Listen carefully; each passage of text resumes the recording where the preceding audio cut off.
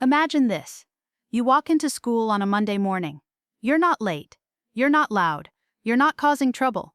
The only thing different about you is that your hair grows like a crown, thick, beautiful, natural, a halo of heritage they've never had to understand. But to them, that was the problem. And before you even sit down in class, you're told you're a distraction, not because of anything you said, but because of who you are. Her name was Nia, 15 years old, quiet, bright, and what happened to her next was meant to break her. But instead, it shook the country. And before we go any further, I want you to ask yourself, if you believe beauty should never be punished, if you've ever been judged for simply being you, if you believe stories like this deserve to be told, then like this video, share it, and subscribe. Because this is not just a story, it's a reminder that what they call a distraction today might be a revolution tomorrow. This is Nia's story, and it's one they'll never forget. Imagine this. You're 15. You've rehearsed this day for weeks in front of your bedroom mirror. You've stood in the glow of your bathroom light, stretching every coil with care. You've watched YouTube tutorials, tried the twist outs, the braid outs, the silk wraps, the oils. You've prayed it wouldn't rain. And today, finally, you're ready to walk into school without hiding. Nia Thompson, 15, soft-spoken, a straight-A student who rarely got into trouble. She loved sketching in the margins of her notebooks. She loved science documentaries and folding origami stars. But if there was one thing she never truly loved, it was her hair. Not because it wasn't beautiful, because the world never let her believe it was. It was too big, too loud, too angry. The kind of hair that got jokes, that made teachers flinch. The kind that made store clerks follow your mama through the beauty aisle. She had spent her life taming it. Ponytails pulled so tight they gave her migraines. Wigs that itched like secrets. Scarves wrapped over scarves, until it felt like her head was sinking. But last weekend, everything changed. Her grandmother had visited. A woman with pepper-gray locks and a laugh that shook the room. She took one look at Nia's head and said, "Why you always hiding what God took his time on?" That question didn't leave her. It echoed in the mirror that night. It followed her through her dreams. And when she woke up Monday morning, something in her was louder than the fear. So she picked out her hair, all of it, coconut oil, shea butter, leave-in, love. Each curl, a chapter. Each puff, a prayer. She shaped it like a cloud of power around her head. She looked in the mirror and for the first time smiled at what she saw. She looked like she belonged on a mural, like royalty carved from the soil. That's how she stepped out that morning. The bus ride was quiet. She sat near the back, earbuds in. But even through the music she felt the shift. A boy 2 rows ahead kept glancing back. A girl across the aisle whispered something and laughed. Nia pulled her hood up, then stopped herself. No, not today. She lowered it back down and sat tall. She wouldn't shrink. The school gates were already open. Kids poured into the building in waves, uniforms pressed, shoes polished, hair pressed flat and familiar. When Nia stepped onto campus, a breeze picked up. It moved through her curls like fingers. And then, silence. It wasn't loud, it wasn't obvious, but it was there. A turning of heads, a stiffening of backs, like her hair had stolen the air from the hallway. She walked with her usual steps, but every step felt 10 pounds heavier. Not from shame, but from the weight of being seen. She reached her locker, opened it, pretended not to notice. But she could hear the whispers. "That's a lot of hair. Is that even allowed? Looks like a damn microphone." Still, she said nothing. She pulled out her books, head high. Inside, her heart was racing. She felt like she was walking a tightrope above a pit she couldn't name. Then came homeroom. Mrs. Evans was a by-the-book kind of teacher. Old-fashioned, sweet in that passive-aggressive PTA meeting way. When Nia walked in, Mrs. Evans looked up and paused. Just for a second. But that second said everything. Nia walked to her seat. It was at the front, left corner. Right under the whiteboard. As she sat, she heard a cough behind her. "Hope I can still see the board," a boy muttered. Laughter followed, quiet, but sharp. Nia didn't turn around. She stared at her notebook and drew lines. One after the other, parallel, straight. The only thing she could control. That's when the door opened. Click, step, step, step, heels on tile, cold perfume. Clipboard. Miss Cartwright, the vice principal, always dressed like she was ready to fire someone. Eyes like scanners, smile like a threat. She whispered to Mrs. Evans. They both looked at Nia. Then the words came. "Nia, could you come with us, please?" A few gasps. All eyes turned. One girl mouthed, "What did she do?" Nia stood up slowly. Her chair scraped loudly. She followed Miss Cartwright out of the classroom, each step echoing like a warning bell. The hallway was empty, cold, too clean. Miss Cartwright didn't even pretend. "We've had some complaints." "About what?" "About your hair." My hair. My hair. It's distracting. It's obstructing the view of others. We expect our students to be neat, clean, and professional." "It is clean. It is neat. It's mine." "That may be, but this school has standards, young lady. Until this can be addressed." And that was it. No hearing. No warning. No conversation. Just punishment for being visible. Nia walked home that afternoon in silence. The sidewalks felt longer. The trees looked smaller. Even the wind felt colder against her scalp. When she got home, her mother stood frozen in the doorway. "They what?" But Nia didn't want to talk. She just walked past, dropped her bag, closed her door, and laid on her bed. Curl halo spread like wings against her pillow. She didn't cry. Not yet, but something inside her shifted. They thought they'd silenced her, but all they did was light the match. This wasn't the end. It was the first spark. Suspended. 3 days. That was the sentence. But to Nia, it felt like exile. The word sat heavy on the kitchen table, printed in bold letters on a school letterhead. Violation of grooming standards. As if her scalp had broken a law. As if her identity needed to be corrected. Her mother Denise held the paper with trembling fingers. Not just from anger, but from recognition. She'd been here before. "So they're still doing this," she muttered. She wasn't talking to Nia. She was talking to the air. To every ancestor that had braided defiance into her hair as a child. To every job interview that asked her to tame it. To every beauty aisle that sold relaxers beside the word control. She sat across from her daughter at the kitchen table, searching her face. "Baby," she said softly, "do you want to straighten it? Just for now? You know, to make it easier?" Nia didn't answer. She just looked down. Her silence wasn't weakness. It was the sound of something building. The first day passed slowly. The hallway outside her bedroom felt quieter. Her phone buzzed once, twice, but she didn't check it. She wasn't in the mood for half-hearted texts or performative apologies. She kept her hair out, big, proud, glorious. She sat by the window, sketchbook in hand, not drawing her usual dragons or space girls, just curls. She drew every twist, every kink, filled an entire page with soft coils in defiance. Day 2, her mom made calls, first to the school. "If you're going to punish blackness, you better be ready to explain that publicly." Then to a local reporter she knew from college, a woman named Celeste, black, loud, brave. By that evening, Celeste had tweeted a single sentence. A 15-year-old black girl in Rose Hill was suspended for wearing her natural hair to school. Let's talk. Day 3 exploded. Nia didn't even know what was happening until she saw her face, her hair circulating online. The photo her mom had taken the night before. Nia sitting on her bed, surrounded by her sketches, eyes soft but strong. She scrolled through the comments. Thousands. "This is beautiful. She looks like a queen. Why are we still fighting this battle in 2025? I see you, baby girl. Don't let them dim that crown."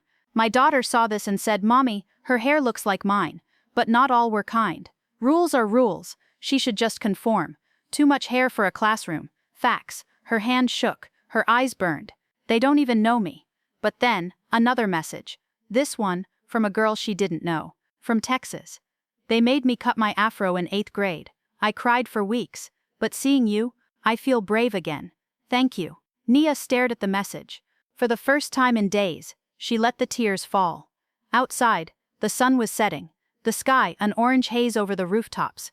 She walked outside barefoot, stood in the grass, closed her eyes. The wind moved through her hair like an embrace. She wasn't alone anymore. Suspension didn't silence her. It woke the world up, and Nia was just getting started. By the 3rd day, Nia's name was everywhere. Not because she asked for it, but because the truth had teeth. It started as a flicker on Twitter. Then came Facebook reposts. Then Instagram carousels with side-by-side photos. One of her glowing face and bold hair. The other? The disciplinary note that tried to shame it. The contrast was so clear it burned. Rose Hill High tried to stay quiet. They thought this would blow over, that people would move on. That Nia was just another name the algorithm would forget. But they forgot one thing. When you come for a black girl's crown, the whole village hears the clatter. The media showed up on day 4. Parked vans, microphones, reporters with perfectly rehearsed concern. "We're just trying to understand what happened. Do you feel your daughter was targeted?" Nia's mom, Denise, stood on the porch with her arms folded. That clip went viral overnight. Inside the house, Nia stayed close to the window. She wasn't trying to be seen, but somehow the world kept looking, and slowly the girl who once hid in hoodies began to stretch. She sat at her desk, laptop glowing. Emails from strangers, some praising her, some offering legal help, some like landmines laced with threats, but none of it stopped her. She was drafting her response, a letter to the school board, not for sympathy, but because they needed to read her story in her words. It began like this: I am a student at your school, a black girl, a proud one. I've done nothing wrong. I walk in excellence, I walk in knowledge, and now I walk in purpose. You suspended my hair, but you couldn't suspend my truth. Across town, the school board met behind closed doors. Parents began calling. Teachers started whispering. Some students quietly began showing up with their hair natural too. Boys grew out their coils, girls took out their wigs, and in the cafeteria, someone wrote on a napkin, "Let her wear the crown." By Friday, the school cracked. A vague statement appeared on the school's website. We are reviewing our grooming policies to ensure fairness and inclusivity for all students. But it was too late. The crown had already been claimed. At home, Nia sat at the dining table. In front of her, her letter, folded. Beside her, a bowl of hair cream, a pick, a mirror. Her mother sat behind her, gently fluffing her curls. You scared? No, Nia whispered. Good, because you look like history. They both smiled. This wasn't about policy anymore. It wasn't about one suspension. It was about every black girl who'd ever been told she took up too much space, and now refused to shrink. Monday.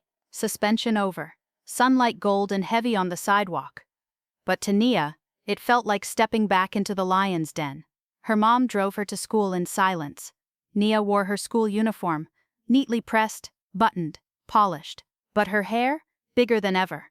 It flowed around her like an aura, wild, untamed, shaped with pride. Each curl felt like a shield, each coil a quiet anthem. She wasn't going back to hide. When they pulled into the parking lot, it felt different. Students outside whispered, stared. Some waved, some just froze. One girl gave her a thumbs up from across the lawn. You got this, her mom whispered. Nia stepped out of the car.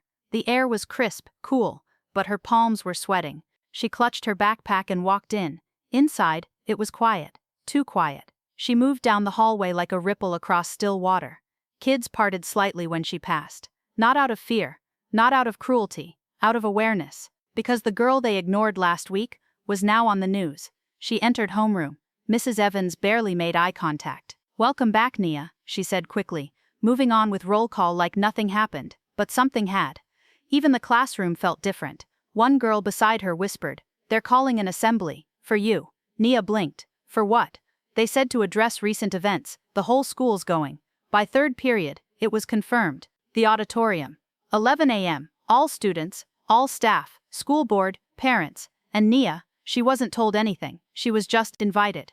She sat at the edge of her seat through second period, thumbs fidgeting, heart pacing. She hadn't written a speech. No one asked her to speak, but somehow, she knew she would. You don't become the symbol of a movement, then stay silent. At 10:55 the bell rang.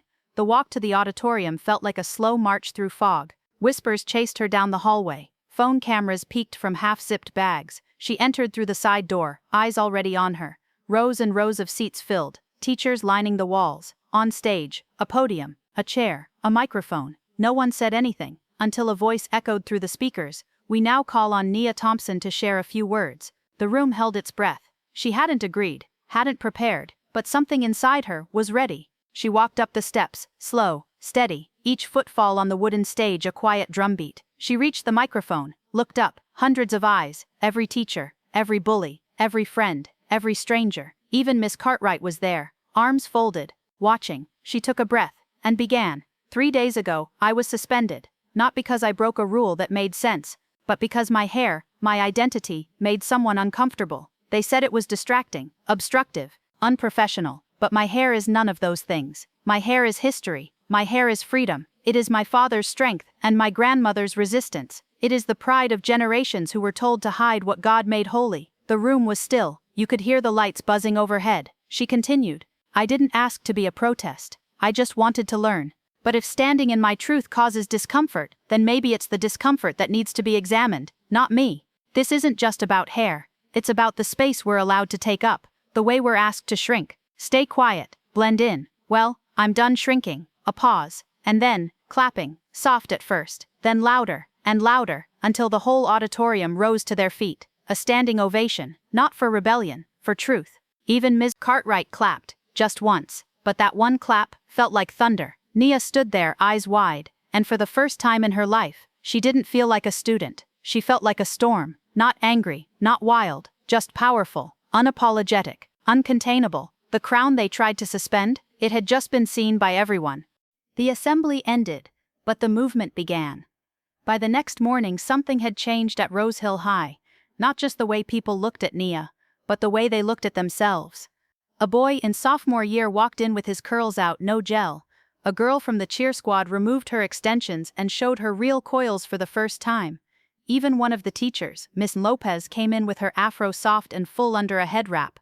No one said anything, they didn't have to. Nia had already said it for them. I'm done shrinking. Those 3 words posted everywhere. T-shirts, lockers, doodles on notebooks. A student even spray-painted them on the back wall of the gym. But it didn't stop at school. That Friday, Nia's mother got a call. A producer from a national morning show. We'd love to feature Nia's story. It's inspired girls across the country. Denise covered the receiver with her hand and whispered to Nia. Nia looked up from her sketchbook. She thought of the girl in Texas, of the napkin in the cafeteria, of the girl who messaged, "I feel brave again." "Yeah," she said softly, "I do." That Sunday morning, Nia sat on a bright couch in front of a smiling host. The cameras rolled. This is Nia Thompson. The anchor beamed. A 15-year-old girl, whose hair and courage are starting a conversation we all need. Nia sat with her back straight, curls haloed in the studio lights. "Nia," the host asked, "what do you want to say to the girls watching you right now?" Nia didn't hesitate. "You don't have to change who you are to make people comfortable. Your truth deserves space, your beauty doesn't need permission, and your crown is not negotiable." The interview aired. By that afternoon, the school board's inbox was flooded. Parents, students, alumni. One message read, "How dare you tell a child her hair is a problem? You should be ashamed." Another simply said, "Let her wear the crown. We all wear it with her." And then, the law changed. A local councilwoman, black, proud, relentless, tabled a motion. No school, public or private, shall penalize or discriminate against a student based on the texture or style of their natural hair. It passed unanimously. They called it the Nia Bill. Back at Rose Hill, Nia returned to school after the news. This time, no whispers, no stares, just nods, smiles, a few fist bumps. Even the principal, who had once avoided eye contact, opened her office door and said, "You've done something important, Miss Thompson. We're proud of you." Nia nodded, politely, but inside, she didn't need their pride. She had her own now. She walked through the halls taller than ever, but not louder, not cockier, just freer. Because when one girl stands up, she doesn't just carry herself, she lifts others too. It started with hair. But it was never just about hair. It was about space, about power, about saying, "I exist, and I will not shrink." Nia never wanted to be a hero. She just wanted to learn in peace. But when they tried to erase her, she left a mark they could never scrub off. In every school where a black girl walks in with her head high, her coils shining like constellations, Nia walks with her. In every mirror where a child sees their own reflection and thinks, "I'm beautiful just like this," Nia is there. And if you're watching this right now, maybe you've been told to hide something too. Your voice, your hair, your truth, your dream. Don't, because your difference is your crown. And when you wear it boldly, you give others permission to wear theirs too. Then don't just scroll past. Comment "Wear the crown" below. Let the world see how many of us are done shrinking. Like the video to push the message, share it with someone who needs to hear it. Subscribe to join us every week as we tell the stories they tried to bury. This is not the end. This is a beginning. And somewhere out there, another girl is about to sit down in a school hallway. Curls out, eyes steady. She won't know it yet, but she's walking a path Nia cleared for her. The crown lives on. And now, it's yours to wear.